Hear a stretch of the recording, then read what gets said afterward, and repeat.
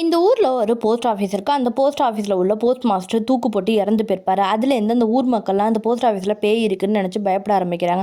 இப்போ ஒரு பையன் சைக்கிள் ஓட்டிட்டு இந்த போஸ்ட் ஆஃபீஸ் கிட்ட வரும்போது ஒரு கருப்பு உருவத்தை பார்த்து பயந்து போய் ஊர்ல உள்ளவங்கள்ட்டலாம் சொல்லிக்கிட்டு இருக்கான், நான் போஸ்ட் ஆஃபீஸ்ல பேயை பார்த்தேன்னு. இப்போ ஊர் மக்கள்லாம் இதுக்கு மேல சரிப்பட்டு வராது, அந்த பேயை ஓட்டணும்னு சொல்லிட்டு மறுநாளே ஒரு சாமியாரை கொட்டிட்டு அந்த போஸ்ட் ஆஃபீஸ் கிட்ட வராங்க. அந்த சாமியாரும் தனக்கு தெரிஞ்ச மந்திரத்தெல்லாம் போட்டு ஒரு பொடியை எடுத்து தூவுறாரு. பொடியை தூவுனதுமே திடீர்னு ஒரு கதவு திறக்குது. கதவு திறந்துட்டு ஒரு பையன் வெளியில வரான். இதை பார்த்த ஊர் மக்கள்லாம் பயந்தடிச்சுட்டு ஓடிடுறாங்க. அவன் தான் சொல்கிறான், நான் தான் புதுசாக வந்து போஸ்ட்மேன்னு சொல்கிறான். இவனை பார்த்து தான் நைட் அந்த பையன் பயந்து போய் ஓடி இருப்பான். இவன் யாருன்னா இறந்து போனார்ல ஒரு போஸ்ட்மேன், அவரோட பையன் தான். அவர் தூக்கு போட்டு இறந்ததுக்கு அப்புறம் தான் அவரோட வேலை இந்த பையனுக்கு கிடச்சிருக்கும். இப்போ ஊர் மக்கள்லாம் சேர்ந்து இனிமே எங்களுக்கு தபால் மணி ஆர்டர்லாம் ஒழுங்காக கிடச்சிருன்னு இவனுக்கு மாலை மரியாதைலாம் போட்டு பாராட்டி அவனை அந்த போஸ்ட் ஆஃபீஸ்லேயே தங்க வச்சுருக்காங்க. இப்போ நைட்டு இவன் படுத்து தூங்கிட்டு இருக்கும்போது திடீர்னு அந்த கபோர்டு கதவெல்லாம் தானாக ஓப்பன் ஆக ஆரம்பிக்குது. அவங்க அப்பாவோட சட்டையெல்லாம் தானாக அந்த இடத்துல பறக்க ஆரம்பிக்குது.